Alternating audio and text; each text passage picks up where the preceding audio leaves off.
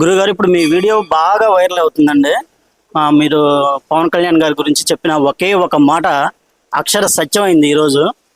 So మీరు ఆ రోజు ఏం చెప్పారు ఒకసారి ప్రేక్షకులకి ఒకసారి మళ్ళీ గుర్తు చేస్తారా? తప్పకుండా.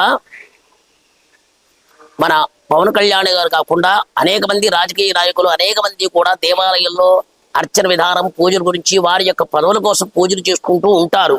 కానీ అన్ని పార్టీల వారికి మేము ఎటువంటి వారికి కూడా ప్రతిపక్షం లేకుండా ఏకపక్షంగా అందరికీ సమానంగా ఆశీర్వచనం చేయిస్తూ ఉంటాము. అయితే వారు పవన్ కళ్యాణ్ గారి తరపున ఉన్నవారు కానీ ఇంకా మిగతా వారు గారు ఉన్నా కానీ నేను ఒకటే చెప్తాను, వచ్చిన పూజలు చేయడం మా ధర్మం. కానీ ఖచ్చితంగా అవుతుంది అందరికీ. కొంతమంది ముందు, కొంతమంది వెనక.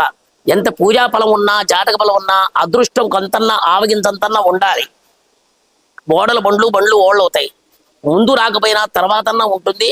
కావని ఒకటి మాత్రం గుర్తుపెట్టుకోవాలి, చిత్తశుద్ధి, ఆత్మశుద్ధి, ప్రజా నమ్మకం, మనం చేసే నిబద్ధత, ప్రజలకి ఏ విధంగా ఉపయోగపడాలో, ఏ విధంగా ఉన్నామో, మన యొక్క పదవులు వచ్చే కాకముందే కాకుండా పదవులకు ముందు మనం ఏం చేసే మన వ్యక్తిగత కూడా ఆలోచించుకొని ప్రయత్నం చేస్తే కర్తవ్యం మనవంతు, కాపాడుడి యొక్క భగవంతుడి యొక్క వంతుగా మీకు పనవుతుందని ఆ రోజు చెప్పాను.